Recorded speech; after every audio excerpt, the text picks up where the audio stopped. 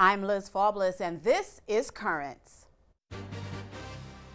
The gas lines are finally getting shorter as rationing kicks in and the recovery continues on. Cardinal Dolan helps with a big gift for the recovery effort. And the remarkable recovery of the girl whose courage captured the attention of the world.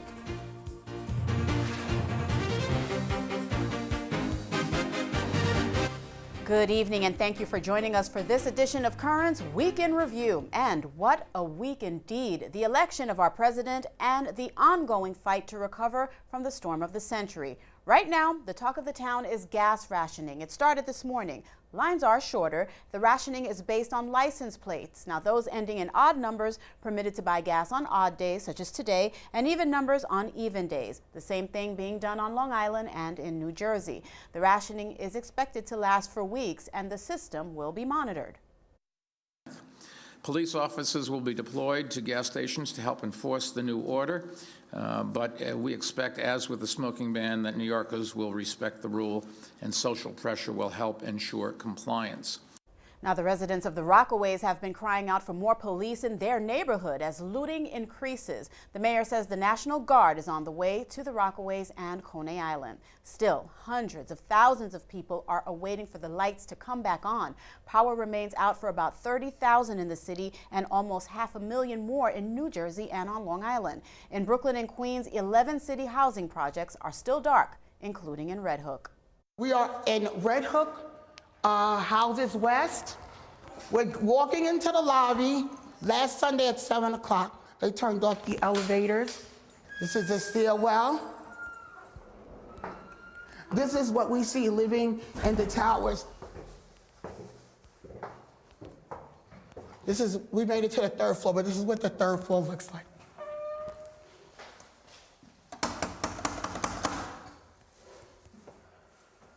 We don't have no water. We have no heat, no water. And once I lay down for the night, that's it. I'm under my covers. I'm good. I sleep with my 2 socks, hoodies, pajamas, everything. Hello? Excuse me, I hear voices. Wait, Wait, hi. How you doing? Where you guys from? Well, we're from Green City Force, and we're just helping out every way we could. Oh, dear. Everybody is sticking together and everybody's trying to do the best that they can, but we need help here in Red Hook, especially in the towers. You have shut-ins, you have people that can't go to the bathroom, that can't wash themselves,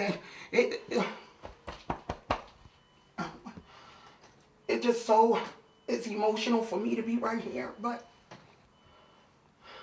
this is all I have. 12D, 80 White Street, that's me. Well, the Housing Authority hopes to restore power this weekend, but the mayor says he doesn't think they'll make it. Meantime, the head of the MTA is apologizing for calling Bloomberg an idiot. Joe Lhota made the comment after the mayor gave a timetable for restoration of subway service. Lhota said Bloomberg was making the schedule up without any facts to back up that prediction. No comment from the mayor. The Cardinal of New York, Timothy Dolan, is offering big help to the hurricane recovery effort. He's making a $1 million donation from the proceeds of last month's Al Smith dinner and the Cardinal's annual appeal. These funds come on top of a special collection taken up in the New York Diocese last Sunday, matching the effort led by Bishop DiMarcio in the Diocese of Brooklyn. Catholic Charities and a panel of pastors will administer the money. Next, more on the Bishop of Brooklyn with the Bishop from China as Currents Week in Review continues after the break.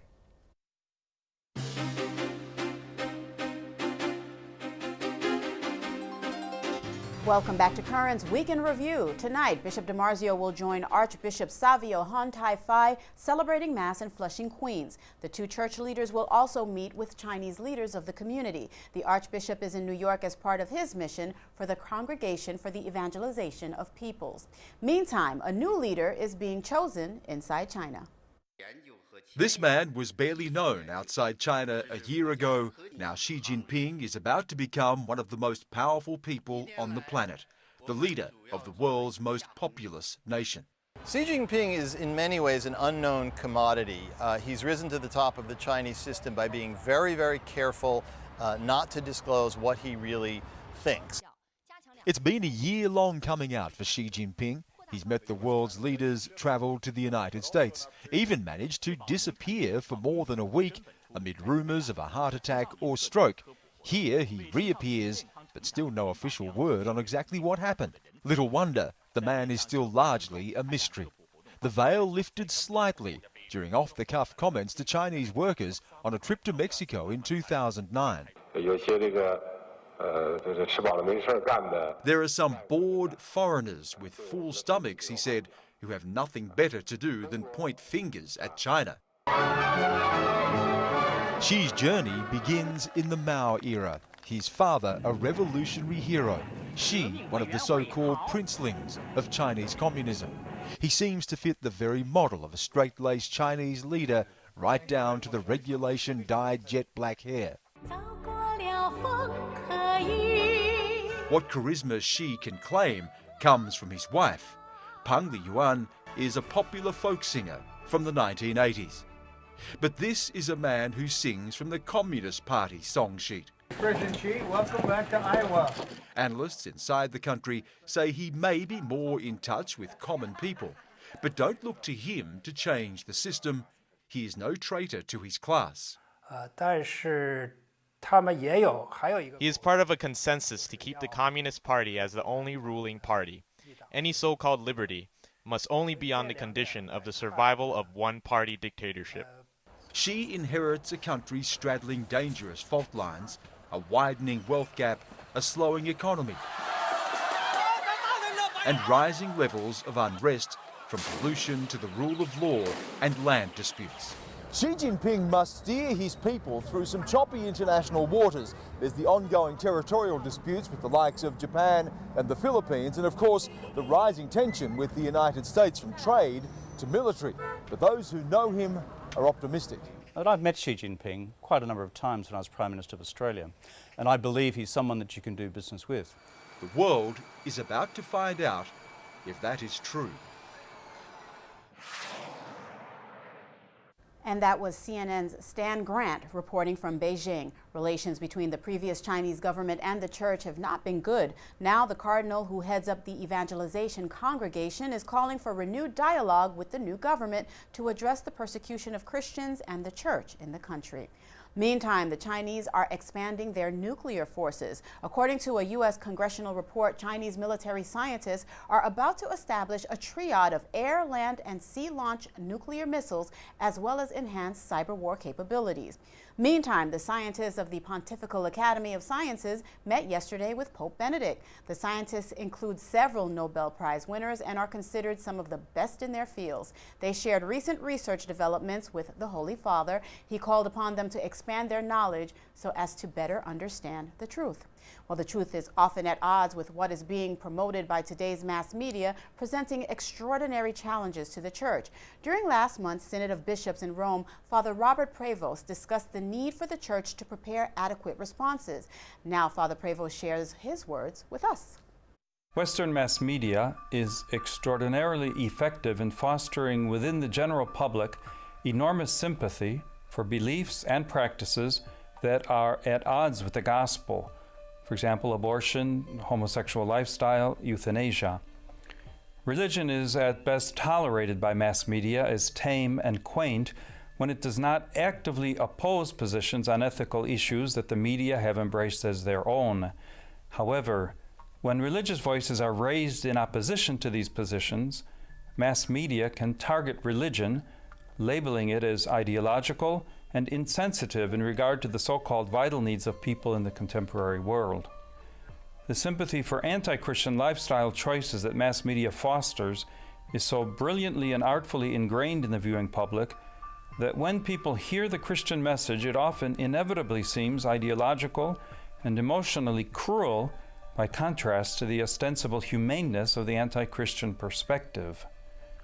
Catholic pastors who preach against the legalization of abortion or the redefinition of marriage are portrayed as being ideologically driven, severe, and uncaring, not because of anything they say or do, but because their audiences contrast their message with the sympathetic, caring tones of media-produced images of human beings who, because they are caught in morally complex life situations, opt for choices that are made to appear as healthful and good. Note, for example, how alternative families comprised of same-sex partners and their adopted children are so benignly and sympathetically portrayed in television programs and cinema today. If the new evangelization is going to counter these mass media-produced distortions of religious and ethical reality successfully, pastors, preachers, teachers, and catechists are going to have to become far more informed about the context of evangelizing in a world dominated by mass media. And on Monday, Father Prevost will report on how church fathers met similar challenges in their time. Currents Weekend Review will continue after the break. There is a new Archbishop of Canterbury. The Right Reverend Justin Welby has been chosen to lead the 77 million people of the Anglican community. The new Archbishop comes from a colorful family. His father was a bootlegger during Prohibition. His mother was a private secretary to Winston Churchill. Archbishop Welby, who worked in the oil industry before joining the church, favors women bishops and opposes same-sex marriage. The Anglicans will vote on women bishops in 10 days. The religious breakdown of Tuesday's vote for our president shows that 57% of Protestants supported Mitt Romney. 69% of Jews voted for the president. Catholics who attend Mass supported Romney. Those who don't were with the president. Other key groups voting on Election Day, young people and minorities. CNN's Lisa Sylvester tells us who they supported. You're a citizen of the United States? Yes. 18 years of older? Yes. It was old-fashioned politicking, going door to door, registering voters. The National Council of La Raza and the NAACP blanketed swing states leading up to the election. ID ready and everything? More than 70% of the Latino and Asian American vote went for Obama. For African Americans, the number was even higher, 93%. If GOP strategists were counting on a steep dip in minority enthusiasm and turnout from 2008, they were wrong. In Florida and Virginia, African American voting matched the historic election of 2008. In Ohio, that crucial swing state that put President Obama over the top, African American turnout actually jumped from 11% in 2008 to 15% in the 2012 race. But that's not all. At the same time, Governor Romney's biggest voting bloc grew smaller. The percentage of the white vote of the overall electorate is shrinking. It went from 74% 4 years ago to 72% now. The white vote is mattering less and less in general elections. It's still the overwhelming vote, but it's shrinking. What's behind that? The country's changing demographics. San Antonio Mayor Julian Castro was the keynote speaker at the Democratic National Convention. He says Democrats can capitalize on that and change red states to blue. When you have that groundwork and when you have the right candidates to excite folks, then you're going to start to see probably progress. And within the next 6 to 8 years, I believe that Texas will at least be a purple state, if not a blue state. But Republicans have had a wake-up call. The party's future may lie in capturing the Latino vote by appealing to them on social and family issues like abortion. Hispanics as a whole tend to be more socially conservative. Ben Jealous, president of the NAACP, says the key there is to not ignore the needs of minorities. We've also seen that, quite frankly, black voters swing. We swing between voting for Democrats and not voting. And the party, given the narrow margins that it's winning by, cannot afford to have us swing back to not voting in significant numbers. And that's not anything that anybody would want. It just happens when you take people for granted. The president of the NAACP with CNN's Lisa Sylvester. Now, Speaker of the House John Boehner says is the time to address immigration reform. The Speaker is calling on the president to take the lead on the issue. Monsignor Kieran Harrington is the Vicar for Government Affairs and Public Policy for the Diocese of Brooklyn. Once the votes were counted, I asked him why the election turned out as it did. Look at the history of presidential elections. An incumbent president who has not been challenged by his own party in a primary typically wins re-election. So you got to consider that President Obama did not have a challenge in his party. Governor Romney had to go through a primary process. During that primary process, he was expending a lot of resources, defending himself from attacks by Republicans and attacks from the Democrats. So clearly he was being defined in the key battleground states. I think if you take a look at the polls are always a snapshot in time. And it was clear, if you take a look at those polls, that the Obama administration campaign was very successful in defining Romney. And as a result, even though the election was very close, he was to lose. But I don't think it was really to be unexpected. There may have been a lot of people hoping that Romney could win, but I don't think it was unexpected that he lost. Having said that, as far as the Catholic Church is concerned, it would seem, obviously now, that the only thing that's changed is we know for a fact who will lead our nation over the next 4 years.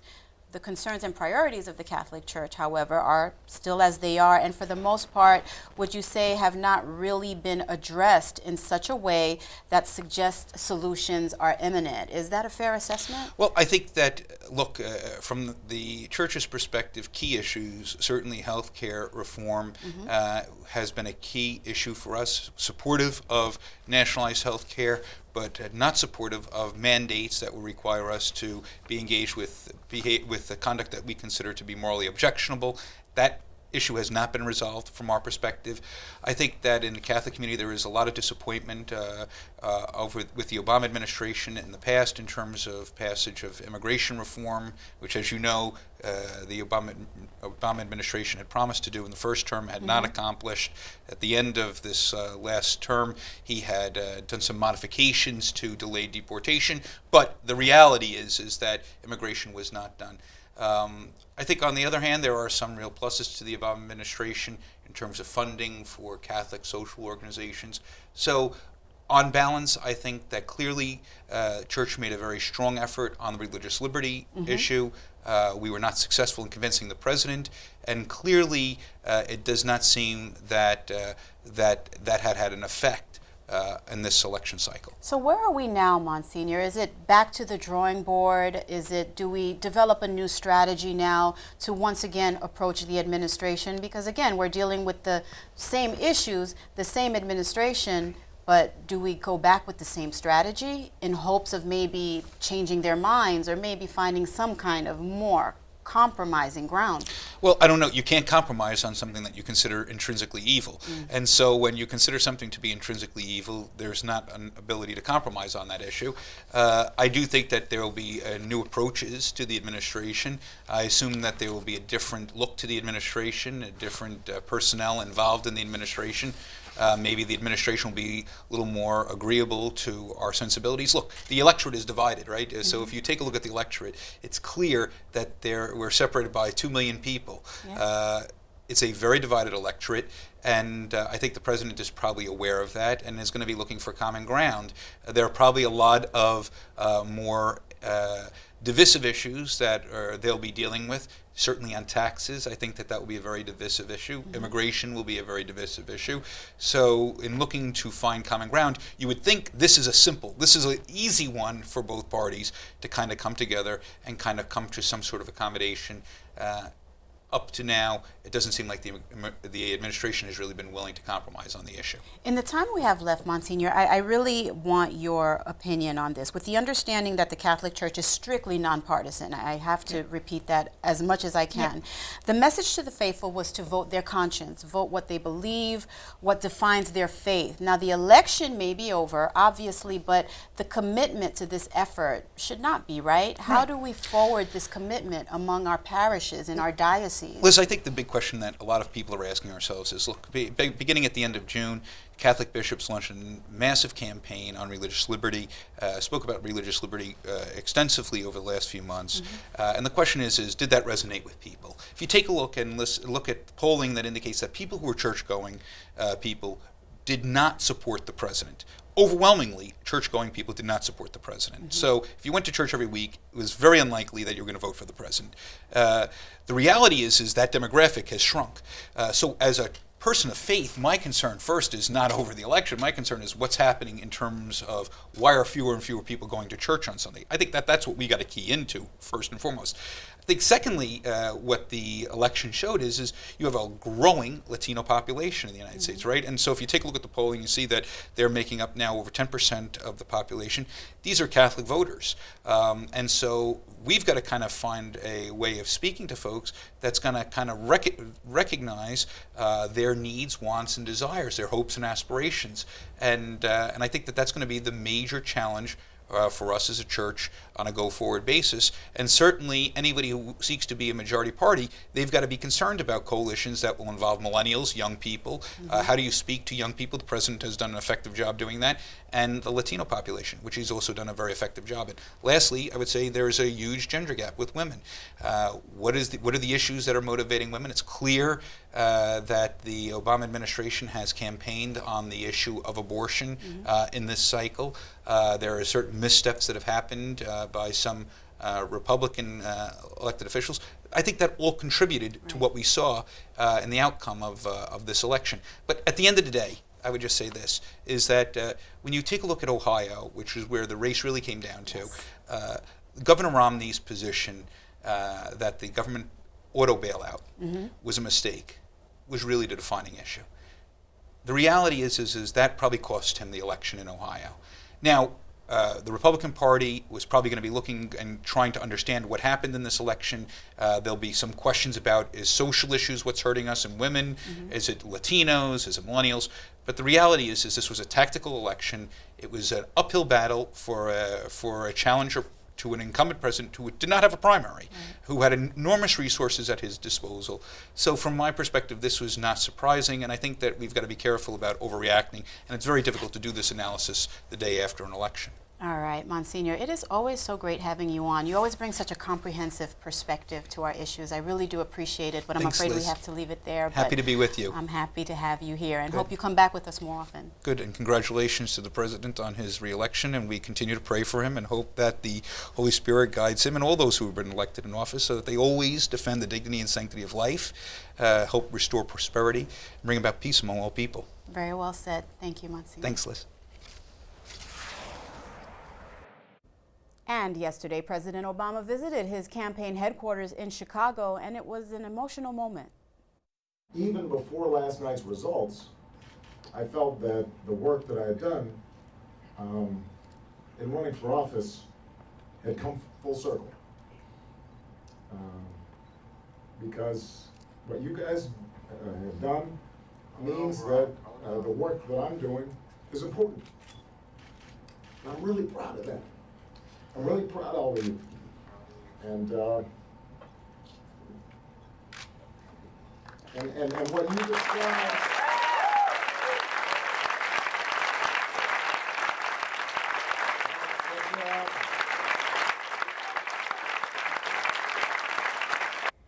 Currents Week in Review will continue after the break. Welcome back. Pope Benedict is getting a Twitter account. The Vatican spokesman says the Pope's handle will be announced soon. Now, the Holy Father has tweeted before, but through a Vatican account. And finally, in our Week in Review, an update on a story we've covered for several weeks. Malala Yousafzai, the teenage Pakistani girl who became a worldwide figure after being gunned down by the Taliban while fighting for the rights of schoolgirls in her country. CNN's Dan Rivers now tells us the latest about this remarkable girl. It is staggering to see Malala Yousafzai out of bed with her father looking through some of the thousands of get-well cards she's received. It's exactly a month since she was shot at point-blank range by Taliban gunmen for her campaign for girls' education in Pakistan. Despite the bullet passing through her head and neck, she is able to talk. Doctors at Birmingham's Queen Elizabeth Hospital in Britain are still assessing the extent of the brain damage. Her only visitors so far have been her immediate family. I'm awfully thankful to all peace-loving well-wishers of Malala Yousafzai, who strongly condemn the assassination attempt on Malala, who pray for her health, and who support the grand cause of Malala Yousafzai, that is peace, education, freedom of thought, and freedom of expression. The cards have come from all over the world. This one from Myanmar or Burma.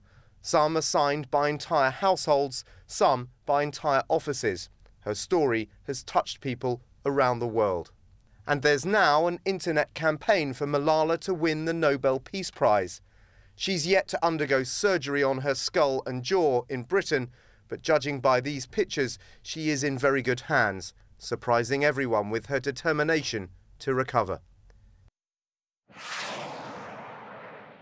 And thank you for joining us. Be sure to be here on Monday, Veterans Day. Until then, visit us online at currentsny.net. For all of us here at Currents, I'm Liz Faublas. Thank you for watching and have a good night.